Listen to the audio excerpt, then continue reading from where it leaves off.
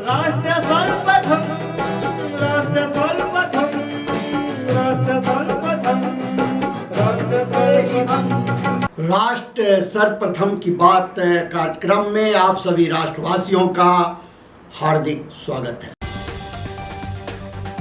मुंबई में भारी बारिश से सड़कें हुई जलमग्न। मौसम को देखते हुए 27 फ्लाइट किए गए डायवर्ट। विधानसभा की कार्यवाही भी हुई स्थगित। 22वें भारत रूस वार्षिक शिखर सम्मेलन के लिए रूस दौरे पर रवाना हुए पीएम मोदी। बोले दोस्त पुतिन के साथ सहयोग पर समीक्षा को तैयार। हाथरस हादसा मामले में पुलिस ने सत्संग में मौजूद 2 और आरोपियों को किया गिरफ्तार। बिहार में वाल्मीकि नगर बैराज स्थित कंट्रोल रूम पहुंचे सीएम नीतीश कुमार। गंडक नदी के जलस्तर का लिया जायजा। बेंगलुरु में डेंगू ने मचाया कहर। सामने आए डेंगू के 80 नए मरीज। अब तक 159 केस, 6 की मौत। लगातार हो रही बारिश के चलते राजौरी और पुंछ जिले को कश्मीर से जोड़ने वाली प्रसिद्ध मुगल रोड भूस्खलन के चलते हुई बंद। जगन्नाथ रथ यात्रा भगदड़ में 1 की मौत, 15 घायल। सीएम मांझी ने की 4 लाख रुपए अनुग्रह राशि की घोषणा। तेज बारिश से सहमा उत्तराखंड, उफान पर नदियां। सड़कें हुई तबाह, फंसे 6000 श्रद्धालु। गंगोत्री और यमुनोत्री पर जा रहे 480 यात्रियों को भद्रकोली चेकपोस्ट पर रोका। सीएम हेमंत सोरेन ने विधानसभा में हासिल किया विश्वास मत। 45 विधायकों ने दिया साथ। कांवड़ यात्रा पर यूपी सरकार के दिशा निर्देश जारी। यात्रा के दौरान भाला, त्रिशूल या किसी भी तरह का हथियार लेकर ना करें प्रदर्शन।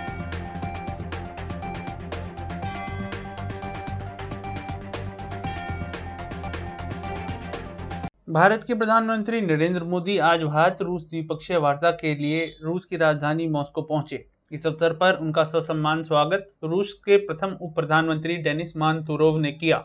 यह वही नेता हैं जिन्होंने इससे पहले चीनी राष्ट्रपति शी जिनपिंग की उनके दौरे के समय अगवानी की थी। प्रधानमंत्री मोदी रूसी सेना द्वारा गार्ड ऑफ ऑनर प्राप्त करने के बाद रूसी उप प्रधानमंत्री के साथ मॉस्को में भारतीय समुदाय से मिलने पहुंचे, जहां भारत वंशियों द्वारा उनका उत्साह के साथ स्वागत किया गया। प्रधानमंत्री आज और कल मॉस्को में रहेंगे, जिसके बाद वे ऑस्ट्रिया के लिए रवाना होंगे। प्रधानमंत्री मोदी के इस दौरे पर पूरी दुनिया की निगाहें हैं, क्योंकि जहां एक ओर मोदी रूस में राष्ट्रपति पुतिन से मिलेंगे, वहीं दूसरी ओर नाटो देशों द्वारा नाटो की सालगिरह के अवसर पर भी एक आयोजन किया जाएगा, जिसमें रूस की आलोचना की जाएगी। प्रधानमंत्री मोदी को दिया गया सम्मान भी भारत वंशियों के लिए गर्व की बात है, क्योंकि इससे पहले इस तरह का सम्मान किसी और अन्य नेता को मिलना बहुत ही दुर्लभ देखा गया है, वो भी रूस में। प्रधानमंत्री मोदी की इस वार्ता के दौरान कई महत्वपूर्ण मुद्दों पर समझौता होने की भी जानकारी है। भारत की राष्ट्रपति द्रौपदी मुर्मू ने अपनी उड़ीसा यात्रा के अंतर्गत भुवनेश्वर के हरिदा माझा गांव में ब्रह्म कुमारी संस्था के डिवाइन रिट्रीट सेंटर का उद्घाटन किया। इस अवसर पर राज्यपाल रघुवर दास और मुख्यमंत्री मोहन चरण मांझी भी उपस्थित रहे। राज्यपाल रघुवर दास ने इस अवसर पर अपने दिए गए संबोधन में ब्रह्म कुमारी संस्था की प्रशंसा करते हुए कहा कि यह संस्था भारत के साथ साथ अंतर्राष्ट्रीय रूप से चिंता को कम करने और भारत के आध्यात्मिक चिंतन को विश्व में फैलाने का कार्य कर रही है। आज अस्थिर जीवन शैली के कारण मानव ही नहीं पर्यावरण भी प्रभावित हो रहा है। ऐसे में स्थिर जीवन शैली के लिए संस्था की पहल प्रशंसनीय है। हम जितने भी क्रिया करते हैं उसके पीछे एक ही उद्देश्य होता है, वो है सुख, शांति और समृद्धि। लेकिन आज भारत ही नहीं, पूरी दुनिया, चाहे वो विकसित कंट्री हो, अविकसित कंट्री हो, चाहे वो अमीर हो, चाहे गरीब हो, हर लोग तनाव में है। और इसी तनाव की मुक्ति के लिए ब्रह्मा कुमारी संस्था अनवरत देश ही नहीं दुनिया में आध्यात्मिक चिंतन के माध्यम से हम तनाव को कैसे कम करें, ये पूरे देश में, जो भारत एक आध्यात्मिक देश है, हमारी पहचान दुनिया में अध्यात्म के कारण है। उस अध्यात्म को पूरी दुनिया में पहुंचाने के लिए मैं ब्रह्म कुमारी संस्था को बहुत बहुत साधुवाद और धन्यवाद देना चाहता हूं।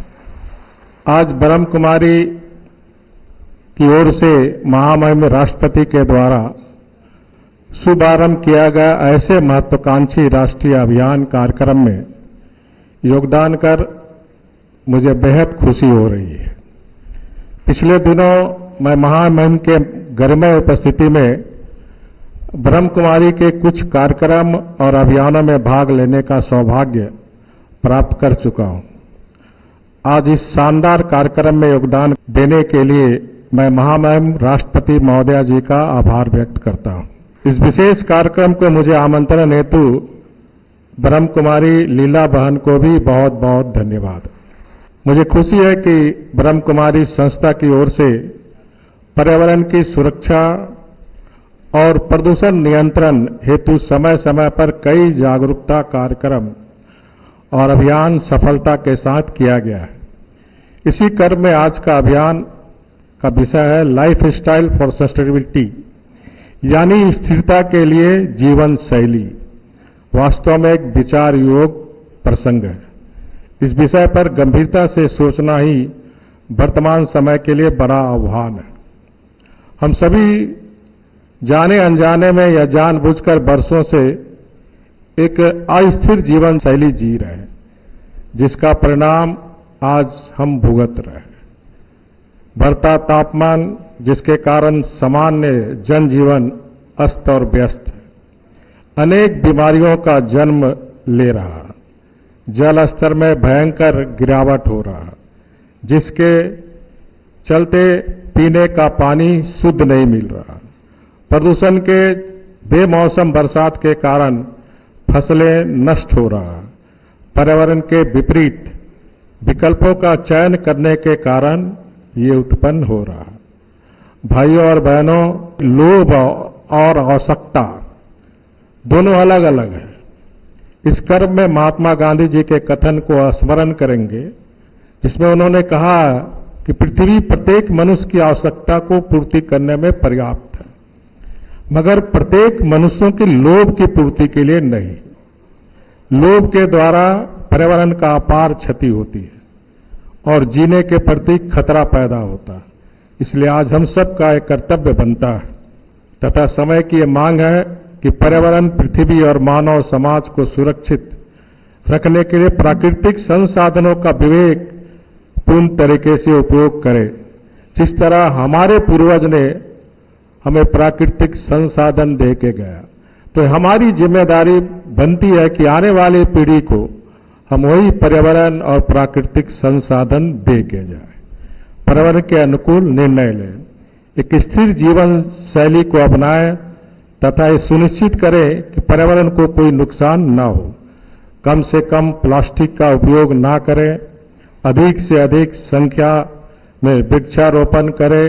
अभी माननीय प्रधानमंत्री जी ने भी आह्वान किए हैं कि एक पेड़ मां के नाम, तो एक पेड़ अपने मां के नाम आप जरूर लगाएं। झारखंड में एक बार फिर विधायक दल का नेता चुने जाने और मुख्यमंत्री बनने के बाद आज हेमंत सोरेन ने विधानसभा को संबोधित किया। झारखंड विधानसभा में विश्वास मत पारित होने की प्रक्रिया के दौरान मुख्यमंत्री सोरेन ने लगातार विपक्ष पर निशाना साधा और विपक्ष की ओर से भी लगातार उनके खिलाफ नारेबाजी की गई। सीएम सोरेन ने अपने संबोधन में कहा कि राज्यों के चुनावों में भी चुनौती और राजनीतिक स्पर्धा है, लेकिन इसमें भी महागठबंधन की जीत होगी। सीएम सोरेन के संबोधन के बाद 45 मतों की मदद से सभा द्वारा वर्तमान मंत्रिपरिषद में विश्वास प्रकट किया गया। पूरी प्रक्रिया के बाद मीडिया से बात करते हुए सीएम सोरेन ने कहा कि 2019 से लगातार महागठबंधन सरकार द्वारा मजबूती से प्रदर्शन किया गया है और आज एक बार फिर सत्ता पक्ष की एकजुटता और मजबूती का परिचय देखने को मिला है। धन्यवाद अध्यक्ष महोदय। आज सदन में हमने यह प्रस्ताव लाया है कि सरकार विश्वास मत हासिल करे और ये एक संवैधानिक प्रक्रिया के तहत हम लोग यहाँ पर उपस्थित हुए हैं। उस पर वाद विवाद भी चल रहा है और इससे पहले भी जब आदरणीय चंपा सोरेन जी ने विश्वास मत लिया था। अध्यक्ष महोदय, हमारे विपक्ष के साथी तो पुनः मुझे यहाँ देखकर कैसा महसूस हो रहा होगा, इनके आचरणों से दिख रहा है। अध्यक्ष महोदय, ये फिर से अपने आचरणों के अनुरूप व्यवहार में आ गए हैं। खैर, उससे कोई चिंता नहीं है।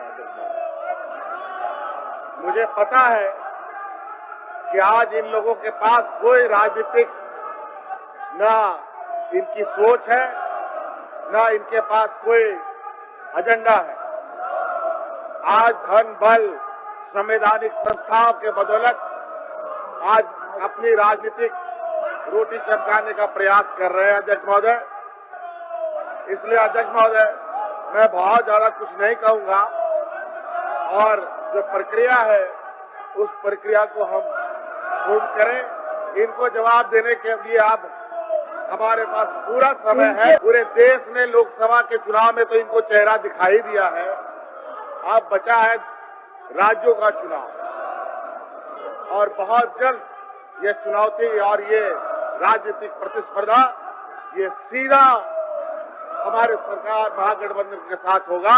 इसलिए अध्यक्ष महोदय, मैं माननीय सभी आदरणीय सम्मानित विधायकों को बहुत बहुत धन्यवाद, आभार प्रकट करूंगा। आदरणीय चंपा सोरेन जी का धन्यवाद प्रकट करूंगा कि विगत 5 महीनों में उन्होंने बिल्कुल निर्भीक निडर होकर सत्ता को भी चलाया, सरकार को भी बचाया। बहुत बहुत धन्यवाद। जोहार। इस प्रकार ये सभा वर्तमान मंत्री परिषद में विश्वास प्रकट करती है का प्रस्ताव पारित हुआ। प्रस्ताव के पक्ष में 45 मत प्राप्त हुए और प्रस्ताव के विपक्ष में 0 मत प्राप्त हुए। और एक बार मैं पढ़ देता हूं कि प्रस्ताव के पक्ष में 45 यानी 45 मत प्राप्त हुआ और प्रस्ताव के विपक्ष 0 मत प्राप्त हुआ। इस प्रकार यह सभा वर्तमान मंत्री परिषद में पूर्ण विश्वास प्रकट करती है का प्रस्ताव पारित हुआ। माननीय सदस्यगण, सभा की कार्रवाई अनिश्चित काल तक के लिए स्थगित की जाती है। हम लोगों ने जो प्रस्ताव सदन में रखा था उस प्रस्ताव पर चर्चा भी हुआ और सत्ता पक्ष और विपक्ष की गिनती भी आपके सामने है। और मुझे लगता है संवैधानिक प्रक्रियाओं को हम लोगों ने आज 2019 से लगातार अपनी मजबूती से अपना प्रदर्शन किया है और संविधान का पालन किया है। आज फिर से सत्ता पक्ष के एकजुटता और मजबूती का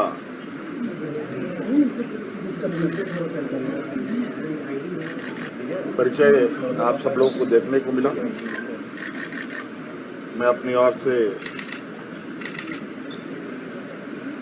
विधानसभा अध्यक्ष और सत्ता पक्ष के सभी माननीय सदस्यों को धन्यवाद देता हूँ। उत्तराखंड के मुख्यमंत्री पुष्कर सिंह धामी ने आज पोखरी चमोली में बद्रीनाथ विधानसभा उपचुनाव के लिए भाजपा प्रत्याशी राजेंद्र भंडारी के पक्ष में जनसभा को संबोधित किया। उन्होंने इस अवसर पर भाजपा शासित केंद्र सरकार और राज्य सरकार द्वारा किए गए कार्यों की चर्चा की और कहा कि समान नागरिक संहिता को विधानसभा से पारित कर राष्ट्रपति से मंजूरी भी ले ली गई है। इसके अतिरिक्त देश का सबसे कठोर नकल विरोधी कानून उत्तराखंड में बनाया गया है और साथ ही साथ उत्तराखंड के अंदर 5000 एकड़ जमीन को अतिक्रमण से मुक्त कराया गया है। भाइयों बहनों, आज मैं आप सबके बीच में श्री राजेंद्र भंडारी जी के लिए आप सबका आशीर्वाद मांगने के लिए आया हूं, आप सबका समर्थन मांगने के लिए आया हूं। और राजेंद्र भंडारी जी आपकी सेवा करते रहे हैं, तो निश्चित रूप से ये आपकी सेवा के लिए फिर से प्रत्याशी हैं। और इन्होंने इस्तीफा क्यों दिया है आप सब जानते हैं। इन्होंने इस्तीफा दिया है पूरे बद्रीनाथ विधानसभा के विकास के लिए। इन्होंने पोखरी के विकास के लिए, दसोली के विकास के लिए, जोशीमठ के विकास के लिए, इस पूरे क्षेत्र को आगे बढ़ाने के लिए इन्होंने दिया है। और हमारे प्रदेश अध्यक्ष और राज्यसभा के सांसद आदरणीय महेंद्र भट्टी भी, उनका भी पैतृक स्थान यही है और जन्म स्थान भी यही है। आप लोगों के लिए तो सोने पर सुहागा है कि नहीं है?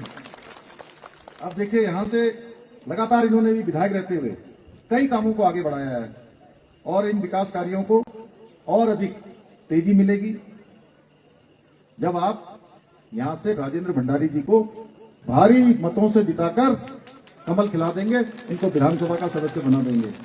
इसलिए मैं आप सबसे निवेदन करने के लिए आया हूं कि 10 तारीख का दूर नहीं है।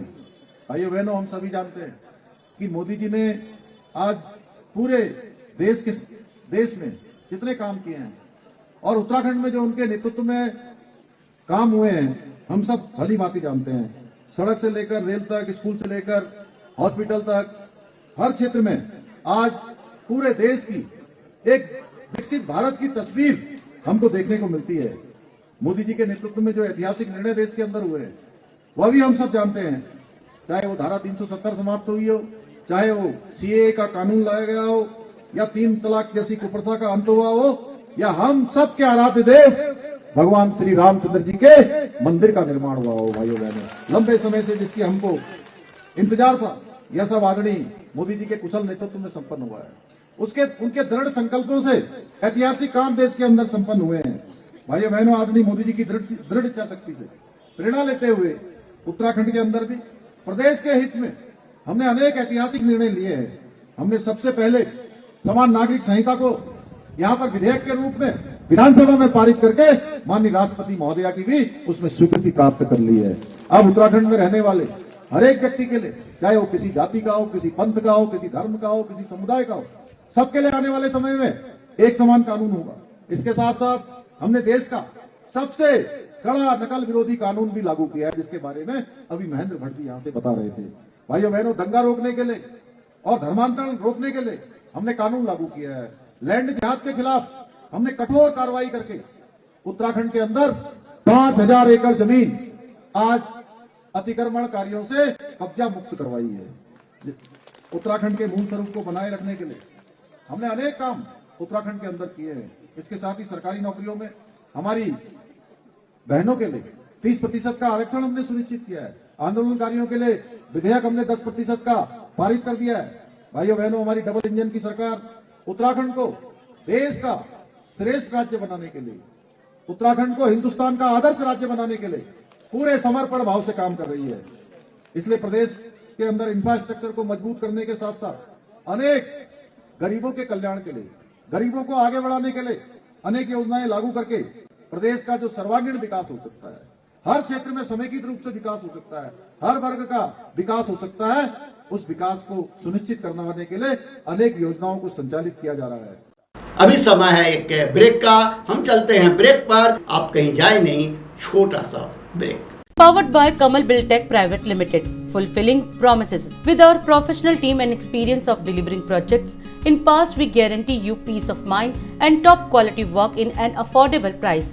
और अधिक खबरों के लिए आप हमारे YouTube चैनल दैनिक इंडिया दर्पण को अभी सब्सक्राइब करें और नोटिफिकेशन के लिए बेल आइकन को प्रेस करना ना भूलें। राष्ट्र सर्वप्रथम की बात कार्यक्रम में ब्रेक के बाद एक बार फिर आप सभी राष्ट्रवासियों का स्वागत। दिल्ली की शिक्षा मंत्री आतिशी ने आज सरकारी स्कूलों के शिक्षकों और छात्रों को राहत देते हुए 5000 शिक्षकों के विवादित तबादले के आदेश को वापस लेने की जानकारी दी।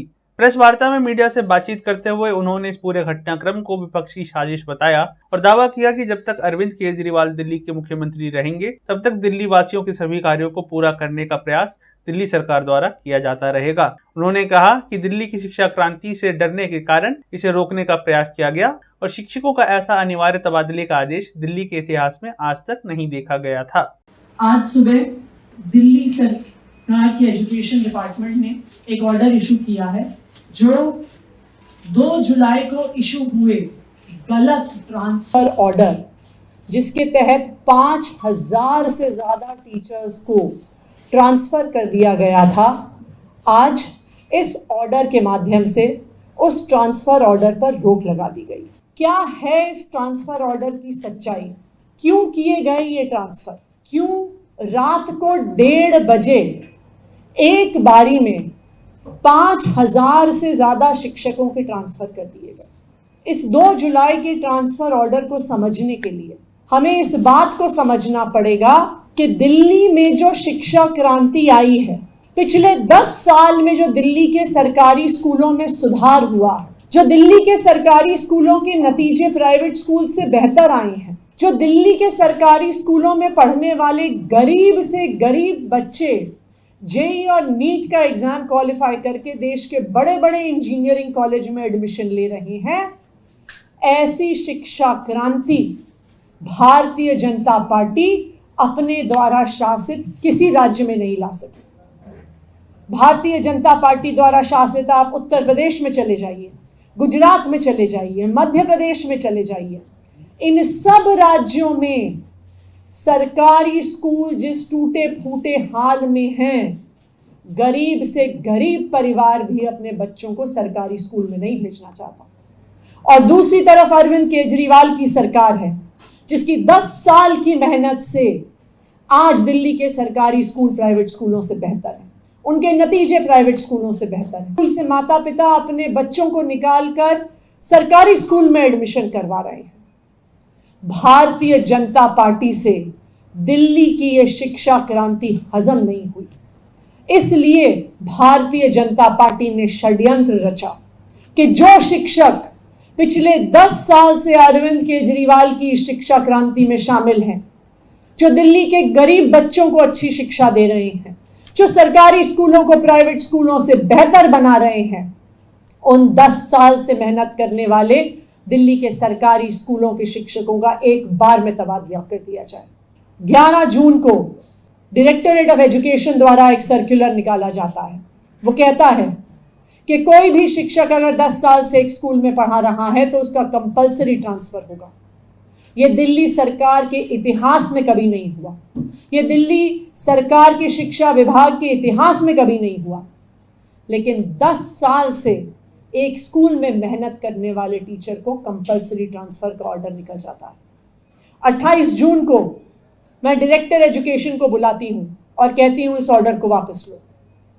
1 जुलाई को यही आदेश मैं डायरेक्टर एजुकेशन को लिखित में देती हूं, लेकिन भारतीय जनता पार्टी दिल्ली के सरकारी स्कूलों की अच्छी परफॉर्मेंस देख के सहन नहीं कर पाती और अपने एलजी साहब के माध्यम से 2 जुलाई को रात के बीचों बीच 5,000 सरकारी स्कूल के टीचर्स का तबादला कर देती है। ये तबादले सिर्फ और सिर्फ एक षड्यंत्र के तहत हुए, दिल्ली के सरकारी स्कूलों को बर्बाद करने के लिए।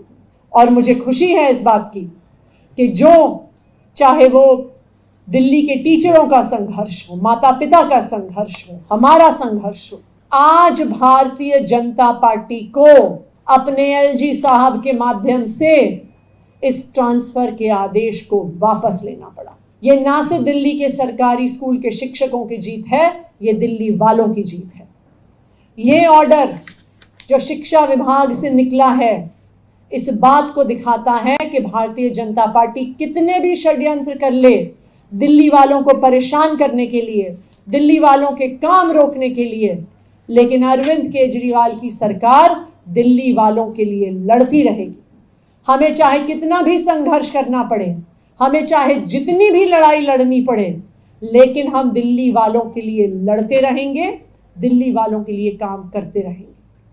मैं भारतीय जनता पार्टी को ये कहना चाहती हूँ, अगर आपको लगता है कि दिल्ली के सरकारी स्कूल अच्छे हैं तो आप हमसे अच्छे सरकारी स्कूल बना के दिखाओ। और मैं भारतीय जनता पार्टी को ये भी बता दूं कि चाहे आप कितने भी षड्यंत्र रच लीजिए, जब तक अरविंद केजरीवाल दिल्ली के मुख्यमंत्री हैं, चाहे हमें कितना लड़ना पड़े, हम दिल्ली वालों के सभी काम करके रहेंगे।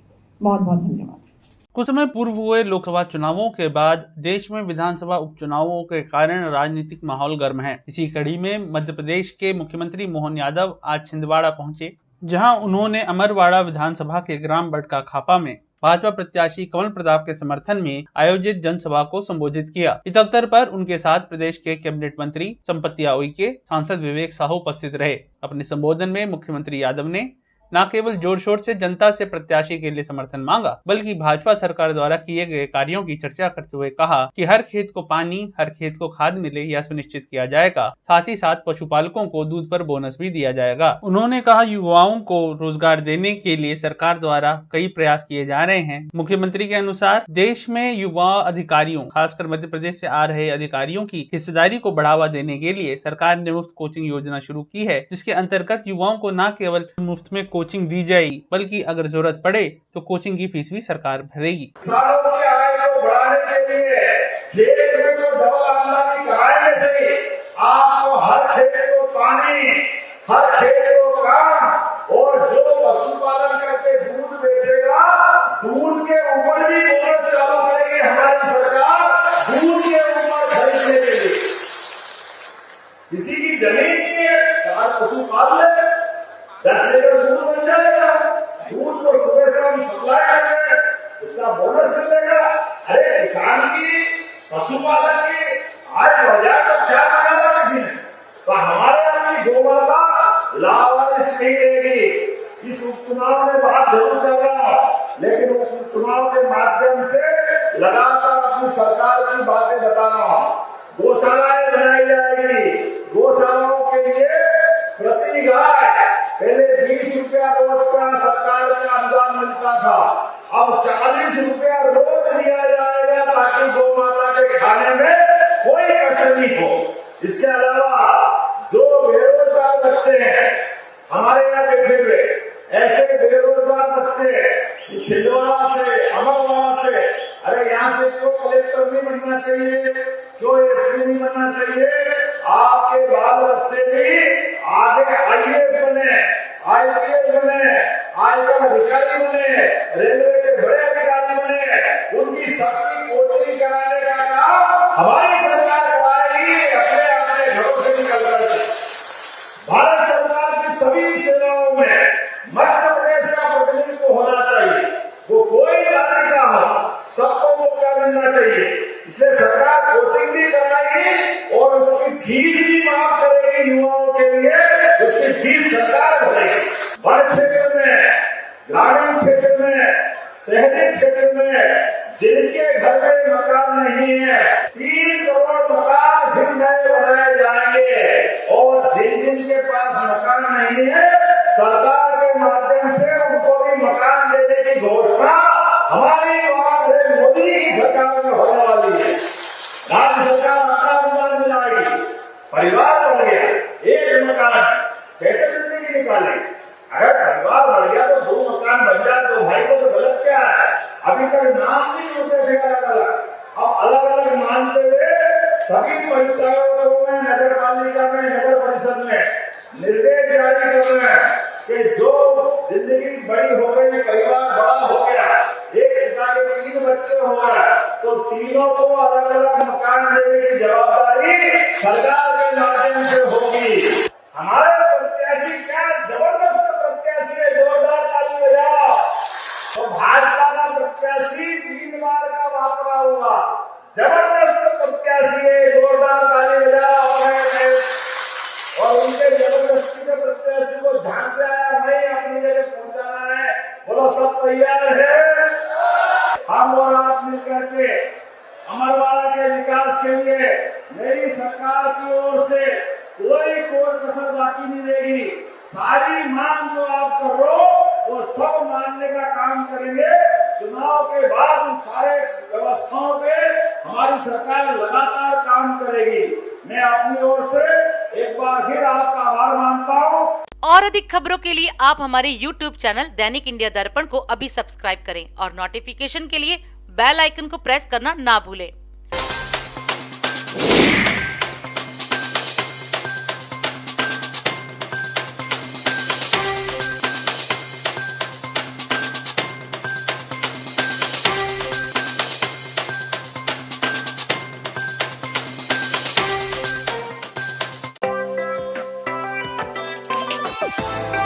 आज हम इस कार्यक्रम में आपसे विदा लेते हैं।